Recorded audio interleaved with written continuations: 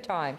On debate, Senator Rousakos. Merci, Madame Présidente. Thank you, Madam Speaker. It's very apropos that after all the questions regarding foreign influence on the debate on S-237 and the good questions from Senator Kutcher, now we'll be dealing with a little bit more regarding an issue in terms of foreign influence in our institutions. And there's, of course, many ways that foreign entities can influence our institutions in our country. Colleagues, I rise to speak to Bill S-237, which would amend Canada's criminal code and establish the foreign registry for entities and individuals that seek to influence Canadian policy in Canada's democratic institutions and processes on behalf of identified foreign regimes. Foreign interference and influence is not new, but with the advancement of technology and information sharing, it is becoming more pervasive and is likely being used as a tool by authoritarian regimes. In this regard, the occurrence of this is increasing and thus making it a growing threat. Canada's intelligence agencies have long been warning about this threat of malign foreign influence to our democracy and our society. Several reports have outlined these warnings, including the 2019 CSIS public report released on May 20th, 2020, and the 2019 annual report of the National Security and Intelligence Committee of Parliamentarians. The 2019 CSIS report states that espionage and foreign influence activities are directed at Canadian entities both inside and outside Canada and are direct threats to Canada's national security and strategic interests. It goes on to warn of the vulnerability of democratic institutions and processes, including our elections.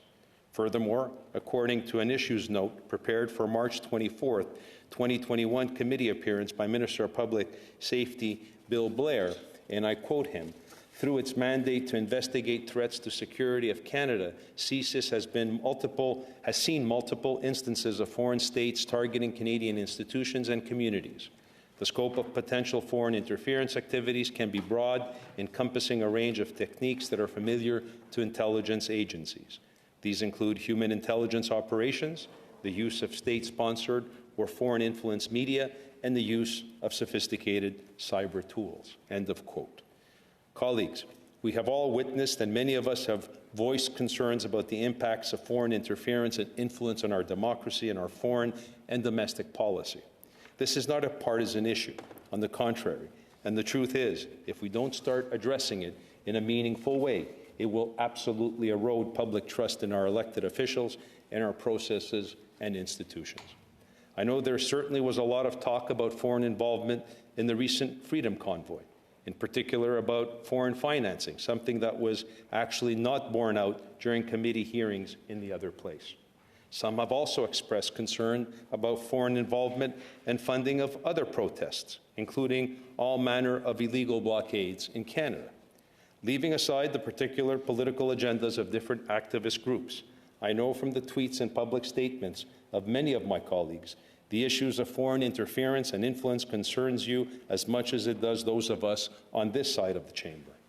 I hope that means, in addition to your always thoughtful reflection on all legislation that comes before this chamber, that I can also count on your support for this particular bill as it seeks to remedy something for which we've all expressed concern about. Foreign influence and interference is real, and it is very much happening right here in Canada. In many cases, it can be financial, and in other cases, it comes in the form of disinformation, sometimes both. And in the worst cases, those acting on behalf of foreign regimes have intimidated and even threatened Canadians and others on Canadian soil, or threatened their loved ones back home, in order to silence them or influence their actions, including how they vote in our elections. And while we already have laws in Canada to deal with some aspects of these coercive actions, such as removal of persons by the Canadian Border Service Agency and penalties under the Elections Act, there is far more that can be done, and it should be done. And no, the answer isn't in ourselves chipping away at our freedoms and democratic processes and institutions. The last thing we should do to fight foreign disinformation, for example, is to limit free speech. That is not to say we shouldn't reject the promulgation of foreign propaganda from our airwaves, like we recently did with Russian state-controlled broadcaster RT or Russia Today. But it is a very different beast than censorship of our own citizens. We should not seek to emulate the tyrannical regimes against who we are attempting to guard by silencing our own citizens. And that is why I was troubled to learn of Foreign Affairs Minister Mélanie Joly's comments at a House committee last week, in which she testified regarding foreign propaganda. And I quote, "And our mandate and my mandate as foreign minister is really to counter propaganda online. Social media companies need to do more.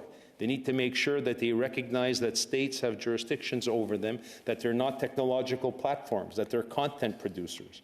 And it is our way collectively to make sure that we can really be able to have strong democracies in the future, because this war is being fought with 21st century tools, including social media," end of quote. Colleagues, while I'm happy to hear this government express concern over foreign interference, I'm less than comforted by Minister Joly's comments. The first job of any foreign minister is to defend the national interest and the values we hold as Canadians, which include free speech.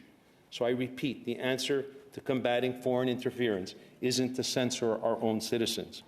Instead, the Foreign Influence Registry and Accountability Act will force greater transparency by exposing those who do seek to influence on behalf of foreign regimes, our policies, public debate, and decision-making, by identifying those acting in the interest of a foreign entity rather than in Canada's interest. We introduce a measure of accountability for both those agents and the officials who receive them. Why shouldn't we have such a registry? Do Canadians not deserve to know who is lobbying their public officials on behalf of foreign entities? This is no different, really, than the lobbyist registry. The Lobbying Act recognizes that free and open access to government is an important matter of public interest, and that the lobbying public office holders is a legitimate activity. The registry this bill proposes is no different. It recognizes that lobbying by foreign entities and individuals as a matter of public interest and benefit to Canada is a legitimate activity. However, the Lobbying Act also recognizes that Canadians and even public office holders themselves should be able to know who is engaged in these lobbying activities. And the very same can and should be said about those lobbying public office holders on behalf of foreign entities. I would argue that on that principle alone, this legislation should be passed without hesitation. Colleagues, transparency, openness, and public accountability are vital elements in Canada's democratic process. And we shouldn't abandon those principles in our effort to combat foreign interference in our affairs. And this bill does just that. For those of you unconvinced of the need of such a registry, and others who will make the argument that this legislation and any such registry would or is meant to target one particular entity or one particular group of people, allow me to further make my case.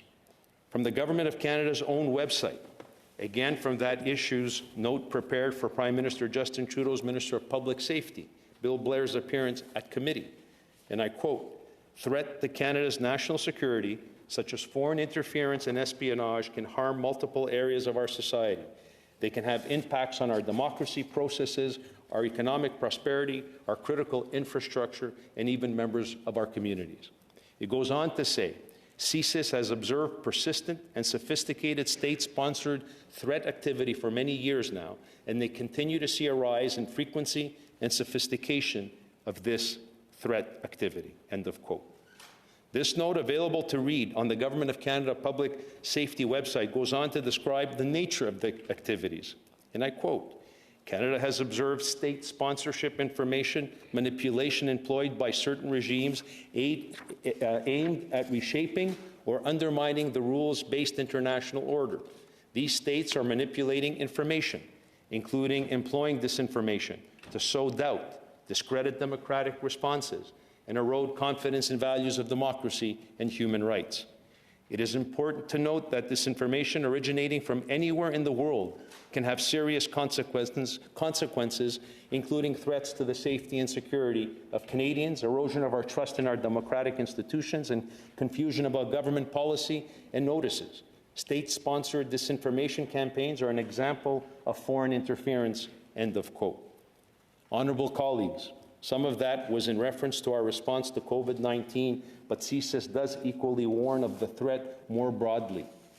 And in an effort to counter foreign interference in the 2019 federal election, the government created SITE Task Force, which stands for Security and Intelligence Threats to Elections. So concerned was our government with electoral interference that they did this. And it's not good enough to only be concerned with this when you think it negatively affects your chosen outcome. We have heard a lot about alleged Russian collusion or in favor of the Donald Trump in the United States. But the issue of foreign interference is much broader. What I believe we face is a deeper systemic challenge related to foreign interference by authoritarian states. We need to look no further here in Canada than what happened in our most recent federal election with, amongst others, the author of this bill, the predecessor bill, and former Member of Parliament, Mr. Kenny Chiu. Mr. Chiu lost his seat in the 2021 election in large part because of disinformation campaign about his bill, a disinformation campaign that was clearly linked to a foreign power. Writing in the journal Policy Options in January, Susie Fung Lee and Benjamin Fung noted that the tactics used against Mr. Chiu were indicative of foreign interference, and they said, quote, "These tactics could be deployed against any group in any information and psychological warfare campaign." Imagine Mr. Chiu introduced legislation aimed at curbing the very thing to which he fell victim to. Elaborating on their findings, Ms. Lee and Mr. Fung noted that the use of fake news is widespread in the Esperanto communities via social media apps like WeChat and WhatsApp. They point to research that indicates people tend to accept misinformation as fact if it comes from a credible and trustworthy source, and that feelings of trust can also be based on feelings of familiarity. Ms. Lee and Mr. Fung wrote, "The reliance on internet information often results in the creation of an echo chamber that is further exasperated by the filter effect of the online algorithm. Applications such as WeChat Moment, a feature in WeChat, which is widely used by the Chinese community, similar to Facebook and Instagram, allows individuals to view others' stories. Thus, the Chinese community is being trapped in the vicious cycle of reinforced information consumption patterns." End of quote. The authors of this article highlight that Beijing was able to use Mr. Chiu's pro-democracy, anti-communism activism, and his vocal criticism of Beijing's atrocious human rights record to depict him and his bill as radically discriminatory against the Chinese. They were successful in categorizing the bill's primary objective as being one of suppressing pro-China opinion, and perhaps most troubling to many in the Chinese diaspora community, as a means to surveil organizations and individuals in the community right here in Canada. Colleagues, we will never know if this campaign of disinformation alone is what ultimately cost Mr. Chiu his seat in the Greater Vancouver area. But there is no denying that it occurred and that it, at least in some part, played a role, or very well could have played a role, in him losing his seat. And that's cause enough for concern. Whether it was the primary cause for Mr. Chiu's defeat or not is immaterial. The fact that we must take steps to ensure against it happening in the first place, to Mr. Chiu or anybody else. Our colleague Senator Wu will no doubt take just as much exception to this bill as he did with Mr. Chiu's original bill. Senator Wu has been quite vocal in questioning the validity of the argument of foreign interference. He has asserted that the attacks on Mr. Chiu may simply have been indicative of a debate within the Chinese community. In his opinion piece in Policy Options from January of this year, our colleague Senator Wu takes issue with the idea behind Mr. Chiu's bill because many Chinese entities could theoretically be subject to direction from the Chinese state because they operate from a territory of that authoritarian state. Well, yes, Senator Wu, that is precisely the point. The reality is that an authoritarian system, an entity that is based on such a state, could indeed be acting as an instrument of that state.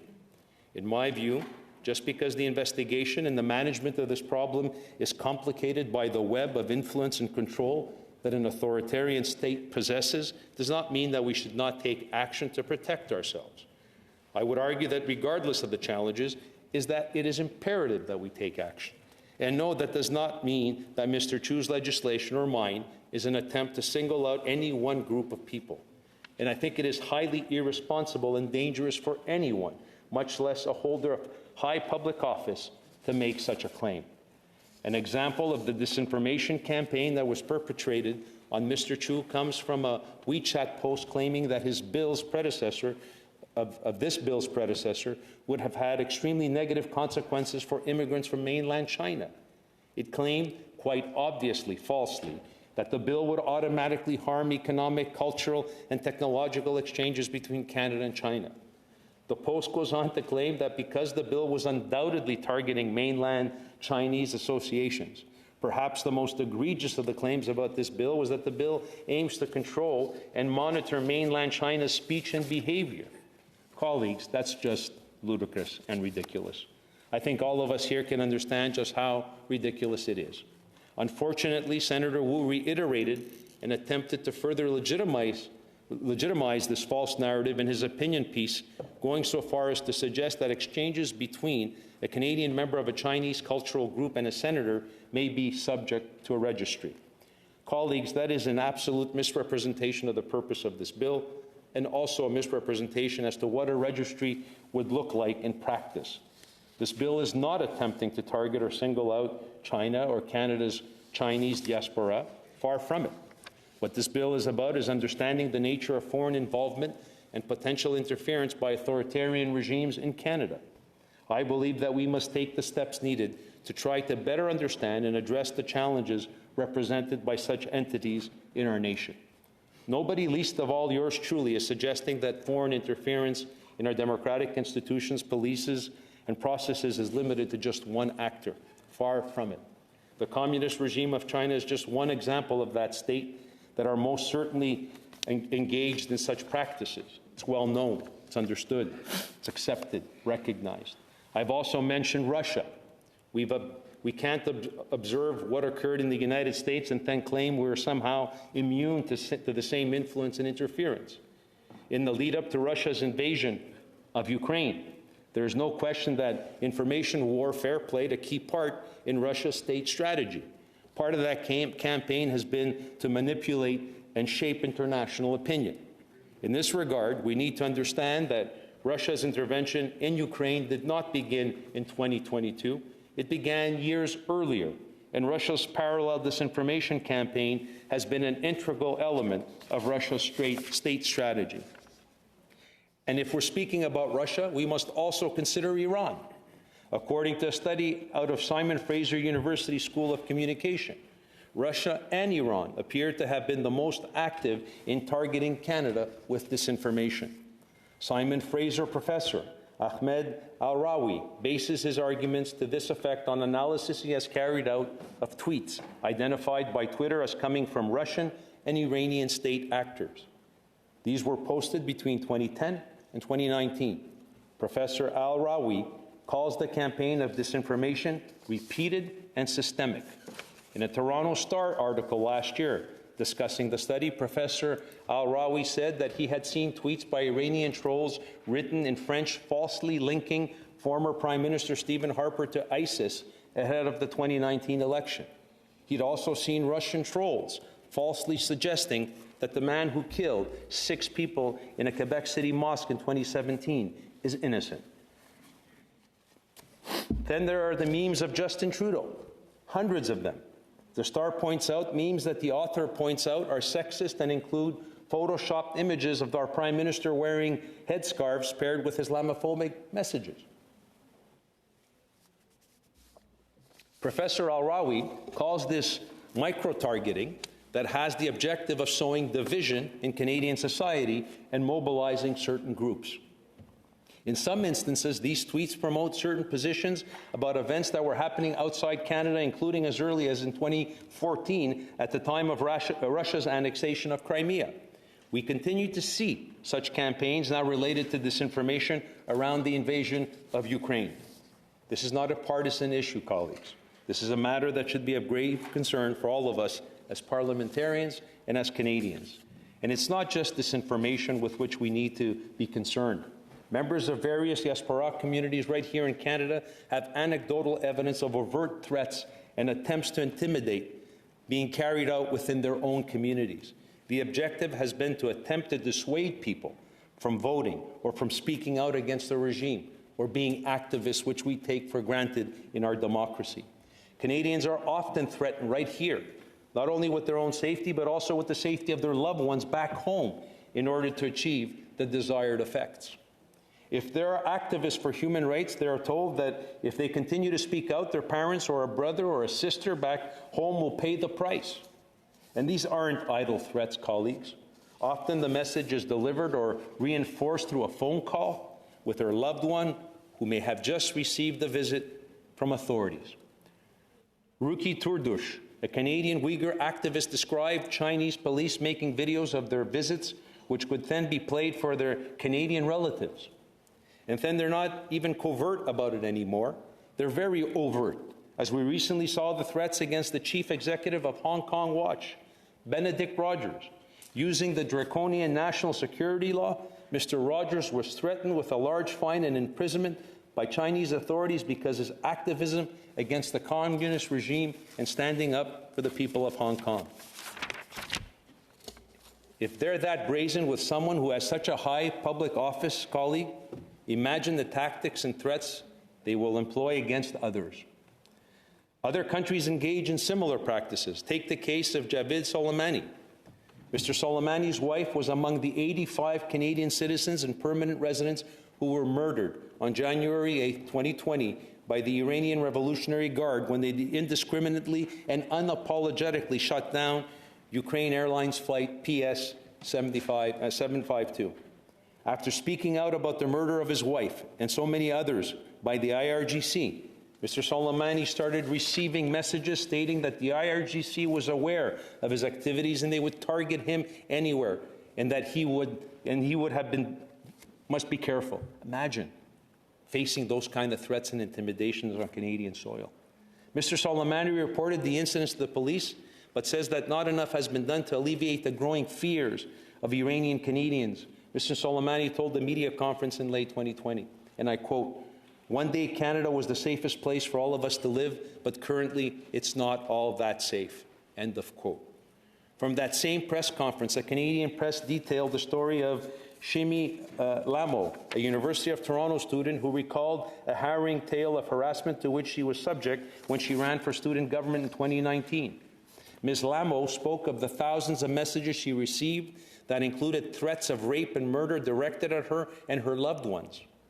Ms. Lamo brought these messages, as well as reports being followed on campus, to various law enforcement, including campus police, Toronto Police, RCMP, CSIS.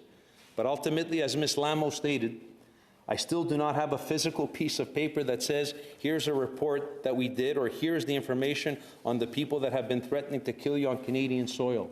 End of quote. Honourable colleagues, this is happening right here on Canadian soil to Canadian citizens. It's happening in our communities, on our university campuses, throughout our institutions. And we must do something to address it. Colleagues, I don't profess that this bill is a cure-all. But in terms of seeking to better catalog foreign attempts to influence our political leaders and our institutions, I believe that it can be an important first step. I also build on what was previously proposed by former MP Chu and incorporates an amendment to the Criminal Code to also strengthen our ability to hold accountable those who do not respect our laws and indeed not respect our democratic system. But what this bill does not do, colleagues, is target one group of people or target new Canadians coming to this country. New Canadians are looking for a better life. They are often looking to leave behind the oppression that was endemic in the country which they left.